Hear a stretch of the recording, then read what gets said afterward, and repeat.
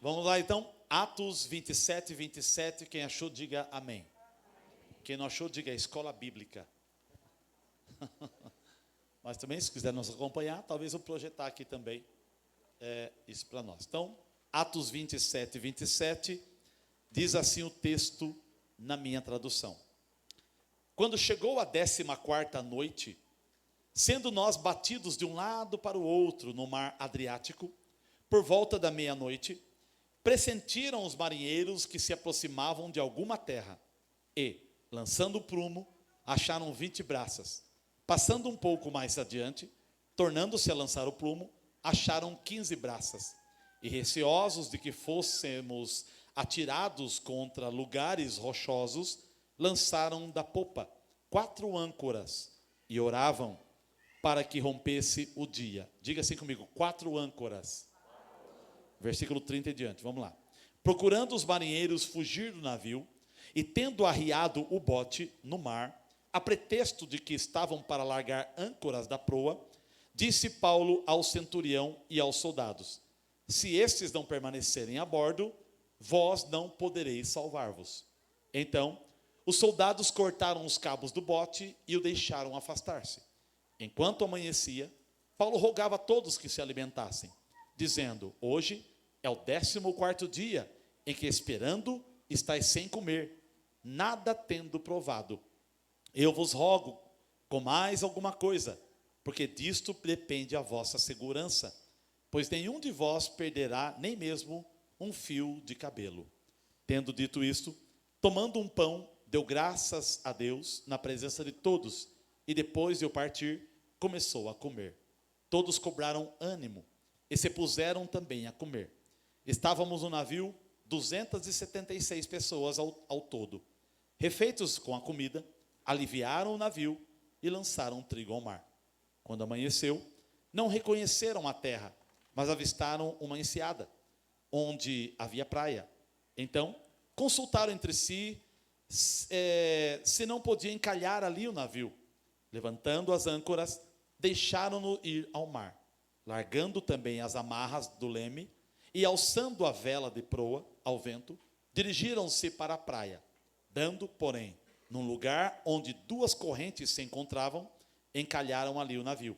A proa encravou-se e ficou imóvel, mas a popa se abria pela violência do mar. O parecer dos soldados era que matassem os presos, para que nenhum deles nadando fugisse.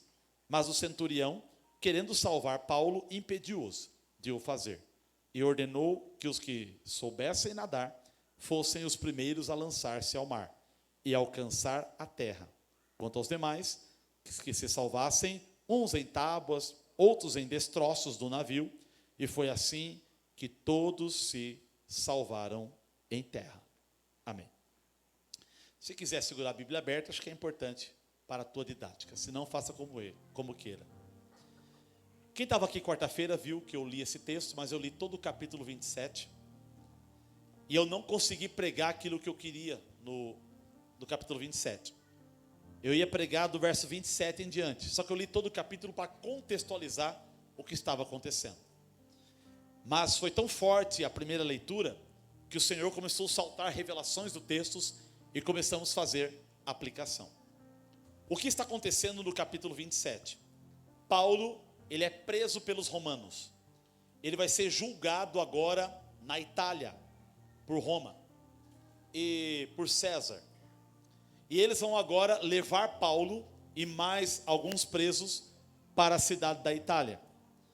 E então eles sobem no navio e começam a navegação. Mas Deus falou ao coração de Paulo que eles teriam que invernar em um determinado porto. E Paulo vai dizer para o centurião: olha, eu vejo que a viagem vai ser trabalhosa. Isso está no versículo 10, que nós não lemos. Versículo 10, capítulo 27. Vejo que a viagem vai ser trabalhosa e vai ter 3 danos: dano do navio, dano da carga e dano da nossa própria vida. Só que diz a Bíblia que o centurião não deu moral para Paulo, mas deu moral para o comandante do navio. Claro, o cara é formado em navegação, tinha diploma, capacidade.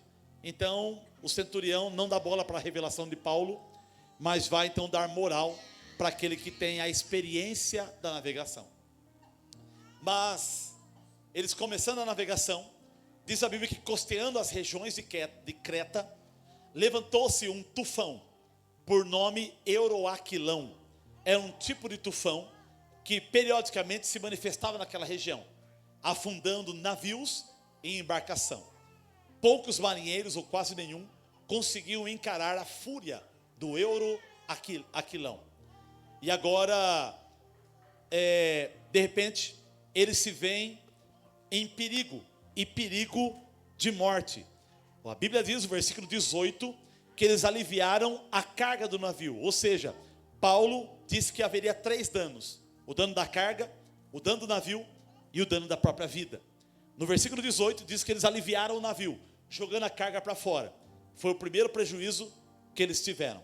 Quando lemos o versículo 20, diz a Bíblia que se dissipou afinal toda a esperança de vida. Ou seja, os 276 tripulantes declararam a uma só voz: não vamos escapar dessa poderosa tempestade. E eles então desanimam de viver e esperam a morte chegar. E quando nós lemos aqui o texto do versículo 44, diz que houve destroços do navio. Então eles perderam a carga, eles perderam o navio, e eles perderam a esperança de viver, do jeito que Paulo profetizou. Depois que o texto vai se distinguindo, verso 21 em diante, ali a ideia, Paulo começa a dizer para o centurião: eu não falei para vocês que isso ia acontecer, mas você deu moral para aquele que tinha experiência e não deu moral para aquilo que Deus falou comigo. Mas calma, um anjo de Deus me apareceu, um anjo do Deus que eu sirvo, e ele disse que nós vamos ter prejuízo de tudo isso, mas nenhuma vida se perderá, porque Deus entregou vocês nas minhas mãos, disse Paulo. E ali eles vão aquietar o coração e tentar conduzir a navegação. Uma coisa interessante a se pensar: as histórias narradas da Bíblia são acontecimentos naturais que nos trazem realidades espirituais. Eu vou repetir isso. A Bíblia é um livro de acontecimentos naturais que nos ensinam realidades espirituais. Então, 3 coisas que eu quero destacar aqui. Primeiro, Deus falou para Paulo que era propósito de Deus que Paulo fosse para a Itália. Segundo, eles encarariam o mar. Terceiro, usariam a embarcação. Então, o mar é o mundo. A nossa vida é uma vida de navegação. Desde quando você nasceu, você vai navegando, em direção a propósitos da vida. O barco é toda a estrutura que você conquista ou consegue entrar nela para te levar àquilo que você deseja, para o propósito da onde você quer chegar. O barco levaria Paulo ao propósito da Itália, para ser julgado e ter o nome do Senhor glorificado. O mar representa o mundo, aonde essa embarcação navegaria. Uma aplicação simples para a nossa vida é de que, se o mar é o mundo, todos nós temos uma embarcação e entramos dentro dela para navegar na nossa vida. Um exemplo, o seu emprego é uma embarcação, da onde você utiliza para encontrar o propósito de alcançar o seu salário. A sua empresa, os seus negócios são suas embarcações, onde você entra com o fim de alcançar o ganha-pão e sustentar a tua vida. A sua família é uma embarcação, onde você monta numa família e vai vivendo em busca de alegria e de felicidade. A igreja é um tipo de embarcação, onde você vai navegando na vida para chegar administradamente com a tua vida cristã até as regiões celestiais. Então, a nossa vida é recheada de mar, é recheada de embarcação, que é a estrutura que nós entramos, para chegar a um propósito final. A vida é assim. E agora, Paulo está junto com mais 276 pessoas ao todo, Paulo e mais 275, e eles estão navegando em direção à Itália, e esse Euroaquilão toma conta das águas do mar e agita as águas com tempestades tão fortes que o especialista em navegação não sabe o que dizer. Paulo agora vai repreendê-los, dizendo o seguinte: vocês tinham que dar ouvidos a mim e não ao capitão do navio. Alguém poderia retrucar: mas ele é formado em navegação, ele tem habilidade Mas quando Deus fala, não interessa o diploma de uma pessoa, é Deus que deve ser ouvido. Irmãos, quando Deus planta uma palavra no coração de um homem, não interessa quem fala diferente, o que interessa é o que Deus fala, é o que Ele ministra, porque Deus é Senhor de todas as coisas. Quando Deus manifesta a sua palavra, manifesta as suas revelações, o centurião poderia dizer para Paulo: cala a boca, você não sabe nada de navegação, você sabe construir tendas, você sabe pregar o evangelho, mas você não entende de navegação. E Paulo poderia responder: mas o Deus que fez o céu, a terra e o mar, sabe de navegação, e Ele está nos orientando a determinadas coisas. Eu fico pensando, eu subo aqui em cima, tem coisas que eu não entendo sobre a sua vida, mas tem palavras que eu prego que direcionam você na sua vida, naquilo que você entende na sua função. Às vezes o que eu prego aqui dá direção para um médico, direção para um advogado, direção para um empresário, direção para um empregado, direção para um pai de família, para uma mãe de família, para um filho, direção para uma pessoa que está sofrendo na vida. Às vezes uma palavra que a gente libera aqui em cima, da parte de Deus, ela deve ser pega com força, absorvida, crida, e você deve navegar dentro do seu barco com essa revelação, crendo que é um propósito de Deus que precisa ser cumprido na tua vida, no nome de Jesus. Então eu não estudo medicina para falar com os médicos, eu não estudo direito para falar com os advogados, eu não estudo ciência para falar com os cientistas, eu não estudo pedagogia para falar com os pedagogos, eu estudo a palavra e o coração de Deus, para absorver as revelações e liberar de forma coletiva, para que cada um pegue a sua porção e absorva da parte de Deus aquilo que é importante para você encarar uma semana de vitória no nome de Jesus. É assim que Deus faz.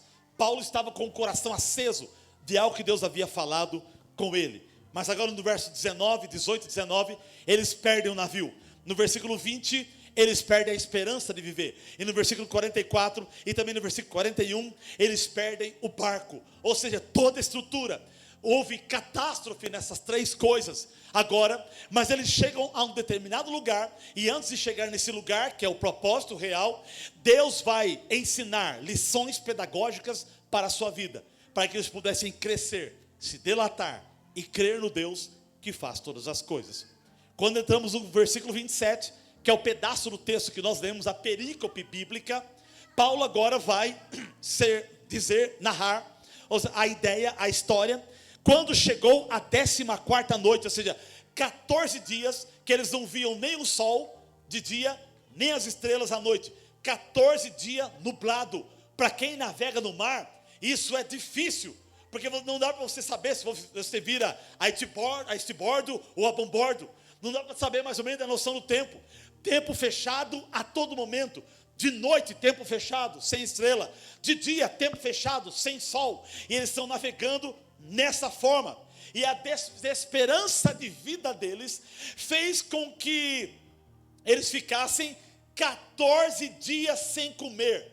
Eles foram tomados por uma depressão, tomados por uma crise, tomados por um abatimento, uma apatia espiritual, um abatimento psicológico, a tal ponto que eles respiravam somente para viver mais um dia, mas não tinha mais expectativa de que a vida deles iria melhorar.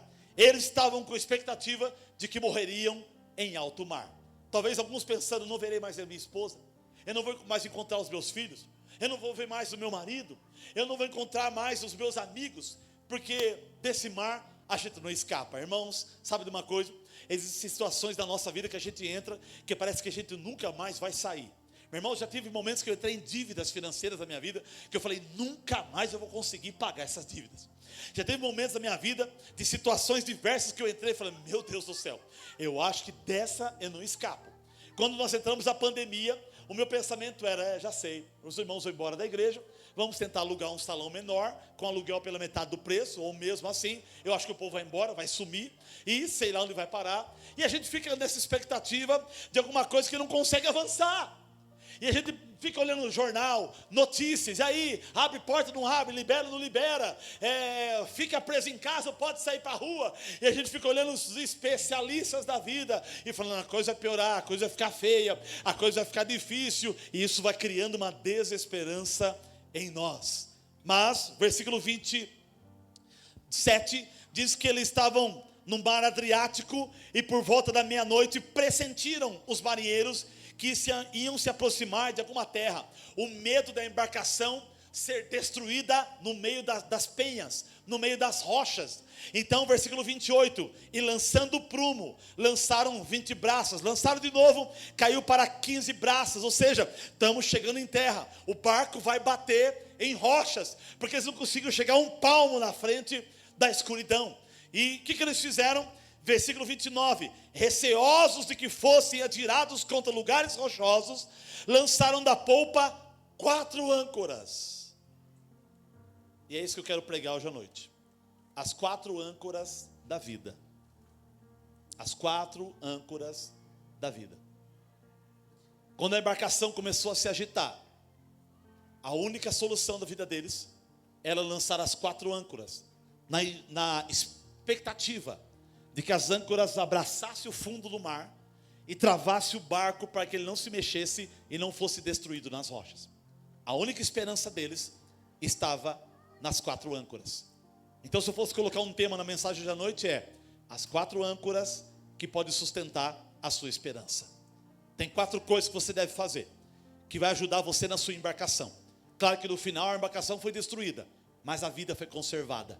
Tem pessoas aqui que tiveram o casamento destruído, mas a sua vida foi conservada, você está vivo ainda. A embarcação da família se destruiu, mas você ainda está vivo. Por isso que eu tomo um pouco de cuidado com aquela frase de que nenhum sucesso vale o fracasso de uma família.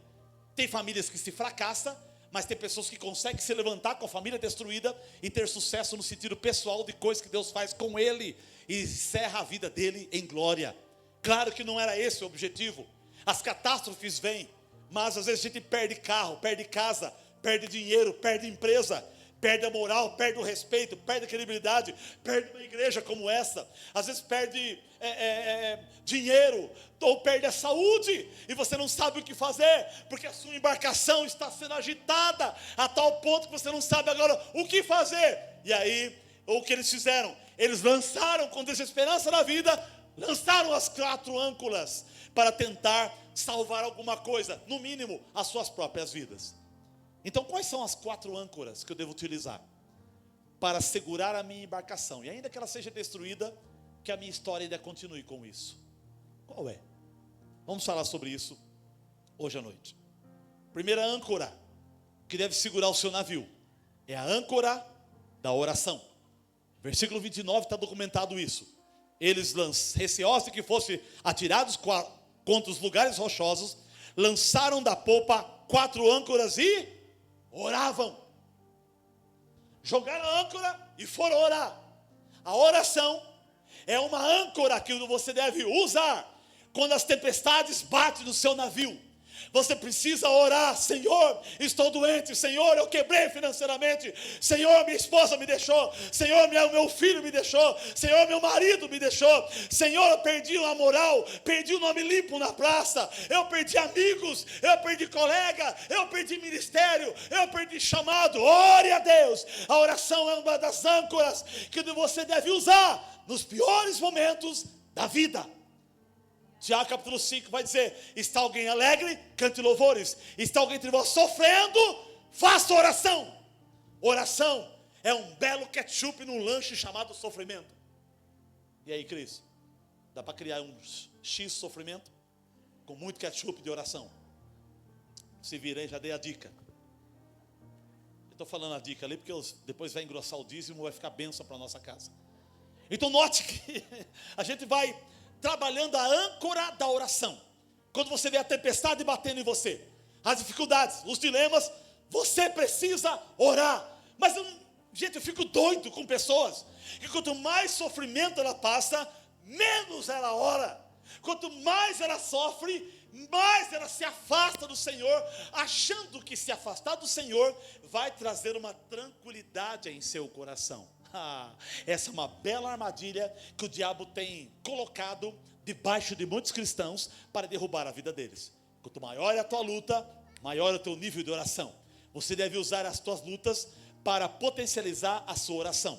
Você deve usar as tuas tempestades para estreitar o teu relacionamento com Deus. Você deve usar as suas adversidades para afinar o teu relacionamento com Deus. Tiago 1:2 diz: tende-vos por alegria, ou passares por várias provações, sabendo que a provação da vossa fé, uma vez confirmada, produz perseverança. Ora, a perseverança deve ter ação completa, para que sejais perfeitos, íntegros e em nada deficientes. Aí versículo 5 do capítulo 1 de Tiago vai dizer: se algum de vós necessita de sabedoria, sabedoria é para atravessar a luta, peça a Deus, que a todos dá liberalmente, nada lhe impropera, ser-lhe concedida.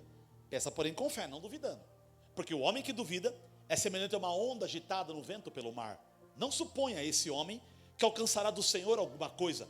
Homem de ânimo dobre, inconstante em todos os seus caminhos, homem bipolar, homem que um dia está sorrindo, outro dia chorando, um dia estou forte, outro dia estou fraco, outro dia estou bem, outro dia estou mal, fica oscilando em seus sentimentos. Não, o homem que ora, ele afina o seu relacionamento com Deus a tal ponto que ele corta caminho nas tempestades. Tem um historiador do século XVIII que ele vai dizer que quem ora corta caminho, quem ora chega mais rápido. Eu já falei para vocês a história de George Miller, um homem que orava 5, 6 horas por dia, século XIX, orfanato com 300 crianças. Ele cuidou de mais de 3.200 crianças de um orfanato. E ele documentou em seu diário, quando estava com 65 anos, mais de 5.000 orações, que Deus respondeu no mesmo dia. E ele vai morrer com 94, 95 anos de idade. E o diário dele está documentada mais de 13 a 14 mil orações que Deus respondeu no mesmo dia. Ele orava 4 horas da manhã, meio-dia, Deus respondia. Quantas vezes dentro do seu orfanato, com 300 crianças, 9 horas da manhã, as merendeiras falam: seu George, não temos alimento. E ele fala: coloca as crianças para orar. E 300 crianças dobravam o joelho, buscavam a Deus. 11 horas, meio-dia, carruagens de alimento apareciam em seus orfanatos. E as 300 crianças se alimentaram. O que é isso? É coincidência? Não, é o poder daquele que ora. Ore. O teu Deus espera de você oração. Quando o teu navio balança, quando o teu barco balança, ore, libere a âncora da oração para travar esse navio de ser destroçado entre as rochas da vida. Tem que orar. Uma vez eu estava gastando, já falei para vocês que eu vou repetir. Eu estava gastando dinheiro com o Miguel de antibiótico. E se tem coisa, gente, se tem coisa que dá raiva é gastar dinheiro com remédio. Eu não sei você, talvez você tenha outra raiva. A minha é gastar dinheiro com remédio. Passa no médico, pá, receita aqui esse antibiótico. Tá bom, vai lá, 80, 90 conto. Beleza, e taca no menino. E o menino nada. Leva lá, o médico falou: vamos aumentar a dose. Pá, 140 conto. Ele fala, Satanás, está roubando meu dinheiro. Sai, espírito devorador. Falei, dá esse moleque aqui agora, esse menino. Peguei óleo de São Melei. Falei, deita aí meu menino. Ele deitou assim, afundei ele na cama. Receba. E ele assim, afundando, receba, sai. E ele pulava na cama, sai Satanás, sai demônio, sai espírito maligno, sai em nome de Jesus. No outro dia o menino já estava pulando, cantando, brincando, para lá e para cá, né? Pastor, foi antibiótico aqui para você. Foi a minha oração que Deus ouviu e curou aquele menino. Temos que orar. Temos que orar. E deixa eu dar uma cutucadinha de leve aqui. Fizemos um projeto de 24 horas de oração. Você que está no grupo do WhatsApp, você nem colocou seu nome para vir aqui 1 hora orar.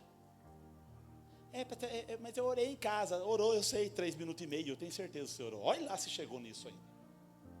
Orar é respirar espiritualmente. Orar é respirar espiritualmente. Quem ora está vivo espiritualmente. Quem não ora já está morto. Ele pode manter um desenho de vida aqui visível para mim, para você, aqui no meio. Não, eu vou à igreja, dou o dízimo, estou bem ali, eu canto, eu prego, eu participo, eu estou atuante. Você é como sepulcro caiado, belo por fora, mas por dentro. Preciso orar. Ore com vontade, ore sem vontade. Ore animado, ore desanimado. Ore querendo, ore não querendo. Tem gente morrendo aqui porque não ora. Tem gente a um passo da vitória, mas não ora e nada acontece. Esse dia atrás eu acordei de manhã e falei, meu Deus, hoje tem muita bucha para resolver. E comecei a orar. Daqui a pouco teve problemas que eu tinha que resolveu sozinho, sem precisar de mim. Ah, já resolvi aqui, beleza. Viu, outra coisa, não precisa mais. Falei, foi a oração. A oração foi diluindo assim, diluindo. Tem que orar. Então a primeira âncora que segura o seu navio, documentado no versículo 29, é orar. Ore pela tua empresa, ore pelos teus negócios. Você já conhece a história do Edgar Colgate, o dono da Colgate. Você já viu falar da história dele? O homem montou sua empresa, começou ali. E ele falou, Deus, e ele orou a Deus, Deus, se o meu faturamento for tanto, e a minha margem de lucro líquido for X, eu dou 10% para a tua obra. E houve uma etapa da empresa dele que cresceu. Daqui a pouco ele fez um segundo propósito, Senhor, se o meu faturamento for tanto, lucro líquido tanto, eu dou 20% e vivo com 80%. E top, de 10 em 10, ele chegou a tal ponto, que um nível, no século passado, ele disse, Senhor, se a minha empresa faturar tanto, com lucro líquido de tanto, eu dou 90% na sua obra e vivo com 10%. E tal, a empresa dele estourou. Hoje a Colgate é conhecida mundialmente, e esse homem sustentou missões em toda a região da África, sustentando pastores missionários e plantando igreja. O que é a Colgate hoje? Você escova o dente com a pasta desse cara. Ele nem vivo está, mas você usa algo dele. Quem tem uma Colgate em casa aí? Quando eu era criança era Colinos, nem sei se existe mais Colinos. Os mais antigos aqui, escovar o dente com fumo de corda. É só o Edivar e o seu Lésio, ou o seu Laírto, quer dizer. Fumo de corda, né? Escovar o dente com fumo de corda, seu Laírto? Não, né? Seu pai acho que sim, né? Entende, gente? Então, lance a âncora da oração. Segunda âncora que segura o seu navio. Versículo 31. Disse Paulo ao centurião e aos soldados: se estes não permanecer a bordo, não poderei salvar-vos. Se não permanecer no navio, não posso salvar. Segunda âncora é a âncora da permanência. Mantenha a sua posição. Não saia da posição que Deus te colocou se Ele não falou nada. Pare de ficar perambulando para lá e para cá, é aqui, ali. Troca de emprego cada 3 meses, troca de igreja cada 1 mês, troca de mulher, troca de marido, troca Sim, meu irmão, é roupa agora. Fica quieto. Para. Enraiza. A não ser que Deus tenha propósitos específicos com você, de uma coisa diferente, o que é com poucas pessoas que Deus tem com isso. Mas você precisa permanecer na posição que Deus te colocou. Um está pensando, vou me jogar no navio, eu vou sair nadando no meio do escuro. Meu irmão, fica quieto. Se você não sabe onde ir, fica quieto. Porque senão você não cria raiz. E quem não tem raiz, qualquer vento derruba ele. Para quieto. Mantenha a tua posição. Enfim, que estaca. A não ser que Deus fala. Pastor, eu estou sentindo. E cuidado com o sentimento. Porque o livro de Jeremias vai dizer que o coração do homem é enganoso. Não, mas eu estou sentindo. Cuidado com o sentimento. Eu não estou falando que não é para você andar com o sentimento. Só devemos obedecer o sentimento quando os sentimentos estão atrelados à palavra de Deus. Aí sim o que eu sinto eu posso obedecer. Se o sentimento estiver enroscado, afinado. Então permaneça, fique quieto, sossega, segura a onda, joga a âncora da permanência, não se mexa. Eu tenho um amigo aqui, eu acho que tem uns 5, 6 aqui, ó. Às vezes por causa de R$100 a mais, pede a conta do emprego de 2, 3 anos, vai trabalhando, mas eu ganho R$100 a mais. Por causa de R$100 a mais, fica quieto, briga com o teu patrão, mas faz 1 hora extra por mês, que o 100 já entra na tua vida. Aí vai para lá, pensa que é aquilo, pronto, se esborracha. E aí sofre.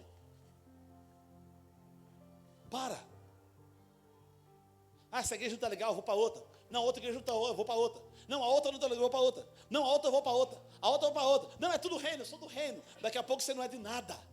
Você não tem raiz em lugar nenhum, não tem identidade, não tem cor, não tem estrutura, não tem desenho, não tem geometria, não tem estereótipo. Fica quieto na onde Deus te colocou. Diácono, não sai da diaconia. Pastor, não solte o pastorado. Dizimista, ofertante, não pare de dizimar e ofertar. Você que é membro dessa igreja, fica quieto nesse lugar. E você que é de outra, obrigado por nos visitar. Estamos de braços abertos por você. Mas ouça Deus para tomar as decisões da sua vida, para que o nome dele seja glorificado na tua história.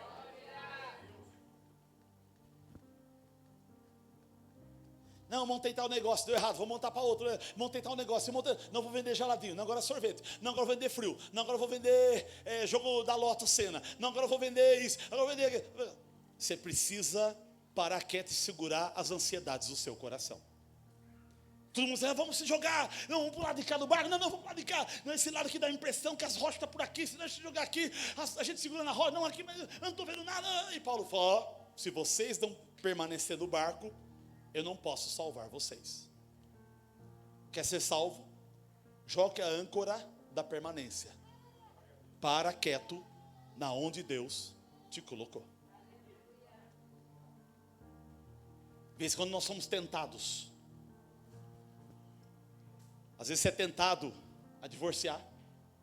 Às vezes você é tentado a mudar de igreja. Às vezes você é tentado a se fechar uma empresa e entrar numa outra empresa. Às vezes você é fechado a tentar outro negócio. É claro que você deve com muita maturidade decidir coisas sobre a tua vida, mas cuidado com as armadilhas que o diabo coloca dentro disso para tentar destruir você. Teve um pastor aqui no estado de São Paulo. Ele decidiu fechar a sua empresa para viver integralmente na obra.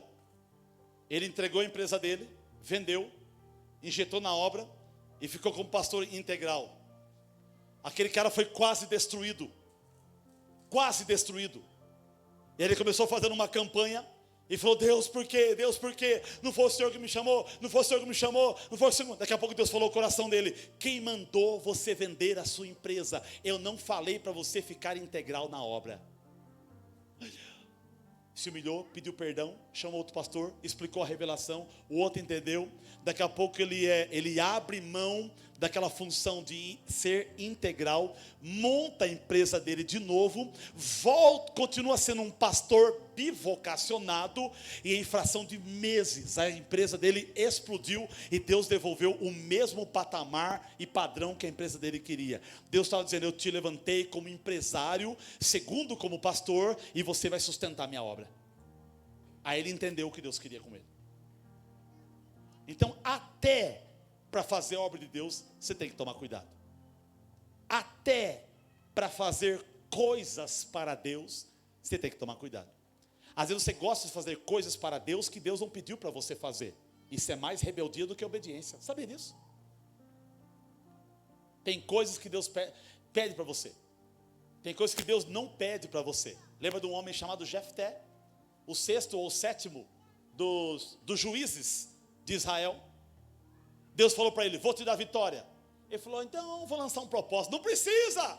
E ele lança o propósito. Senhor, se o Senhor me der vitória, a primeira coisa que eu ver quando eu chegar em casa, eu vou sacrificar o Senhor. Para que fazer voto se Deus já garantiu a vitória?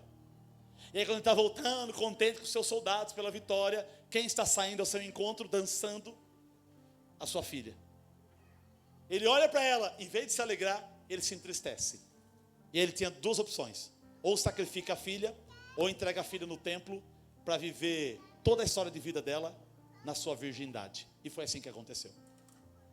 E a menina pegou suas amigas, ficaram um mês na montanha, chorou a sua virgindade, porque nunca mais perderia a virgindade, nunca mais coabitaria com um homem, e teria prazer em ter uma família. E ela é consagrada ao templo, e uma tristeza é colocada no meio daquela família, por causa de uma fala errada, de algo que Deus não mandou ele fazer. Então a âncora da permanência, fica quieto, onde Deus te colocou. Primeira âncora, oração.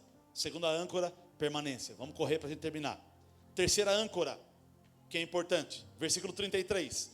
Enquanto amanhecia, Paulo rogava a todos que se alimentassem.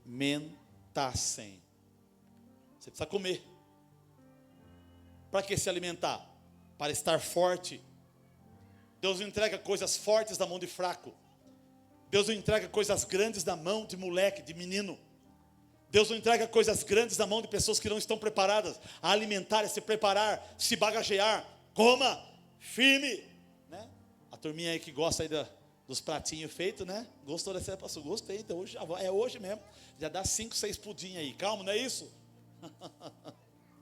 Se nutra, se fortaleça, faça curso, se bagageie, estude um pouco, abra a tua mente, dilate o seu coração, estude a palavra, estude cursos, faça coisas que atualizam a tua memória, a tua mente, para você estar bem. Quando o barco enroscar em algum lugar, você precisa se alimentar. É a terceira âncora que vai manter o teu barco ainda te levando para alguma direção, é você se alimentar. Você precisa estar forte. Eles estavam tão deprimidos que eles não queriam comer. A fome foi embora, né? Não precisou nem de manjaro. 14 dias sem comer e sem manjaro. Olha que bênção, né? Mas como é que emagrece sem manjaro? Se deprime, aí você vai emagrecer. Só que tem gente que quando se deprime come mais ainda, né? Aí vira os 200 e poucos quilos. Depende. Você gosta, né, Fernandão? Então note que a terceira âncora é a âncora da alimentação. Paulo está dizendo, se alimentem, irmãos. Se alimentem, porque disso depende a vossa vida. Se alimentassem. Hoje é o 14º dia, em que esperando estáis sem comer, nada tendo provado. Versículo 34. Eu vos rogo que comais alguma coisa, porque disso depende a vossa segurança. Se você não comer, como é que você vai nadar? 14 dias, vai nadar o Gustavo Borges? Não. Tem que comer, tem que estar forte, tem que estar com o corpo bem. Eu tô com o meu pé está assim, já foi no médico? Faz só 3 anos que eu estou com o pé assim, eu não vou no médico não. Vai no médico! Faz 5 anos que eu estou de diabetes, a mulher do diabo, a diabetes, e eu estou aqui administrando ela, né? E vai no médico. Eu sinto umas pontadas no coração que, mas a minha vida está na mão de Deus. Vai no médico. Então você pregou, eu sem farta aqui em cima. Tem que estar com as veias limpas. Ainda mais se cuidar de crente. Tem que estar bem. Faz academia, vai comer, vai fazer exame de vitamina, vai fazer pilates, quilates, sei lá o que você quer fazer. Vai se mexer. Está acabando, gente, está acabando o serviço braçal. Você sabia que foi feito um estudo? Uma pessoa que tem um carro que sobe o vidro e desce o vidro, ele gasta 35 calorias por dia subindo o vidro, descendo o vidro. Já era, você não gasta mais essa 35 calorias, porque só o botãozinho aqui subiu, botãozinho que desceu, e alguns é na chave, subiu. Aí mais umas 45 calorias se levantando, mudando de canal. Aí você senta, Rede Record. Não, peraí, agora Rede Globo. Não, agora sentou. Não, agora eu quero isso, manchete. Nem existe manchete mais, coisa do nosso tempo. E vai, levanta. Agora não, agora é só controle. Então você tem a obrigação de se cuidar, de estar bem. Uma das frases de George Miller, no século XIX, em seu livro, eu li a biografia dele. Ele falou, tenha uma vida de oração, tenha uma vida organizada e faça exercício. George Miller fazia caminhadas de 7 a 8 quilômetros todos os dias. No século XIX, 1800 e alguma coisa, o cara já cuidava do seu corpo. Por isso ele viveu até 94 anos de idade. Então a âncora da alimentação. Esteja forte para você encarar as lutas da vida. Não se renda não. Deixar de comer é se render. Não pode se render. Quarta e última âncora para nós terminarmos. Versículo 36. Hoje é bem escola bíblica mesmo. Todos cobraram ânimo. Ânimo. Ânimo. Ânimo. Ânimo. Ânimo. A quarta âncora é a âncora do ânimo. Você precisa ser uma pessoa animada. Pastor, como eu posso ser animado vivendo a situação que eu estou vivendo hoje? O seu ânimo não é da situação atual. O seu ânimo é da situação do resultado final. E aquele que tem fé, tem expectativa do resultado final. Só consegue ser animado quem enxerga por trás da montanha, quem enxerga por trás da tempestade, quem enxerga por trás da luta. Tiago descobriu que atrás da luta tem algo bom. Por isso que ele disse para os seus leitores: tende-vos por grande alegria, ou passais por provações. Ué, por que se alegra na provação? Porque atrás da provação tem perseverança. Atrás da provação, Deus vai corrigir suas deficiências. Atrás da provação, tem uma maturidade de Deus te esperando.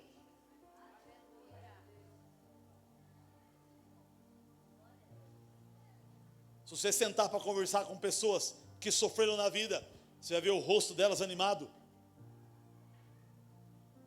Senta com gente de idade para você, tem senhorzinho de idade, 60, 70 anos de idade, ele é muito gentil. Você acha que ele nasceu gentil? Você acha que com 2 anos de idade ele, com licença mamãe, vou mamar no peitinho da mamãe? Não! Ele não nasceu gentil. É cinta, é chicote, é tombo, é pancada na vida, é doença, é enfermidade, é dificuldade, enterrou um filho aqui, ou enterrou a mãe, enterrou o pai, é sofrimento, é dores, e aquilo construiu a maturidade. Hoje ele é um senhor de idade gentil. Porque a âncora do ânimo constrói você por dentro nas dores de hoje. Lance a âncora do ânimo. Mateus 16, 33, parte B. No mundo tereis aflições, mas tende bom ânimo. Eu venci o mundo. Foi feito um estudo científico neurológico, eu falo para você, eu já falei para vocês, vou repetir de novo. Você sempre vai ouvir isso da minha boca aqui nesse altar. Foi provado cientificamente que pessoas animadas têm 50% dos problemas resolvidos. Os outros 50% é orar, é jejuar, é trabalhar, é correr atrás, é negociar dívida, é atrás das buchas, é tentar se acertar, é ir para o médico, é ir atrás. Mas o ânimo é 50% garantido. Só olha para a pessoa que está ao teu lado, veja se ele tem cara de animado. Não fala, só veja. Ou ele é animado, ou ele tem a cara do ranzinza dos 7 anões. Ou o patinho feio. Não fala. E agora profetiza na vida dele, fala: seja animado. Cobraram ânimo no versículo 36. Eu só consigo ser animado dentro da luta quando eu sei que a luta, que a vitória será minha. Paulo morreu em 2 Timóteo capítulo 4. Ele vai dizer: a minha oferta, a minha vida está sendo oferecida por libação. Sabe o que ele está dizendo? Vão decapitar-me. E essa decapitação da minha morte é uma oferta para Deus. Mas eu combati o bom combate, completei a carreira e guardei a fé. Já a coroa da justiça me está guardada, a qual o Senhor prometeu a todos aqueles que o amam. Então seja uma pessoa animada. O céu já é nosso. Já temos a salvação. O nome nosso está garantido no livro da vida. O povo no mundo nem sabe o que é salvação, e está lá, alegre na bebedeira, alegre no churrasco, alegre nos pecados, alegre na bucha. E nós aqui que temos a vida eterna, no meio de 2 milhões de deuses, servimos o Deus certo. No meio de, uma professora perguntou: mas como você sabe que o Deus que você serve é o certo? Eu falei: simples, porque no meio de 2 milhões de deuses, só um morreu por mim na cruz do Calvário, e a ele eu sou devoto. Então eu tenho que ser animado, porque eu já tenho a vida eterna. Eu tenho que ser animado, porque a vitória é minha pelo sangue de Jesus. Então a quarta âncora é a âncora do ânimo. Vou fechar aqui essa palavra. Tem algumas coisas para cavocar aqui, mas deixa para outro dia. Essa palavra precisa ministrar 3, 4 vezes, assim, para contextualizar inteira. Então as 4 âncoras: âncora da oração, âncora da permanência, âncora da alimentação e a âncora do ânimo. Joga essas 4 âncoras e espere para ver aonde o seu navio vai dar. E se por acaso o teu navio se arrebentar, o navio se arrebenta, você não. Deus cuida de você. Deus não tem compromisso com o seu navio, Ele tem compromisso com você. Porque se Ele cuidar de você, lá no outro lugar, Ele te coloca dentro de um outro navio, e a tua história continua no nome de Jesus. Amém, meus irmãos? Eu sou o Senhor que falo nesse lugar. E o coração de muitos estão desapercebidos. Falo e cumpro tudo aquilo que sai da minha boca. Busque a minha face com força. Eu sou o mesmo ontem, hoje, eternamente. Eu ainda tenho promessa nesse lugar. A minha obra é grande na vida de cada um. Eu sou o Deus Todo-Poderoso, Criador do céu e da terra. Eu estou de pé nesse lugar. Eu sou o Deus Todo-Poderoso. Eu sou o que levanta. Eu sou o que derruba. Eu estou liberando mistério em corações aqui hoje à noite, para cumprir a minha palavra, a minha obra, aquilo que tem expectativa de fazer com vocês. Se coloquem na minha presença. Eu ainda estou de pé para fazer o que eu quero realizar. Não tenha medo daquilo que o inimigo vos tenta. Quem sabe não vai ser hoje? Pode ser amanhã. Eu tenho falado, mas muitos não têm apercebido. Mas eu ainda tenho promessa.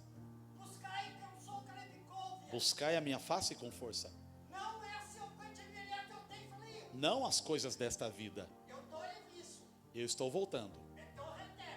Fiquem alinhados. E a paz seja com todos vocês.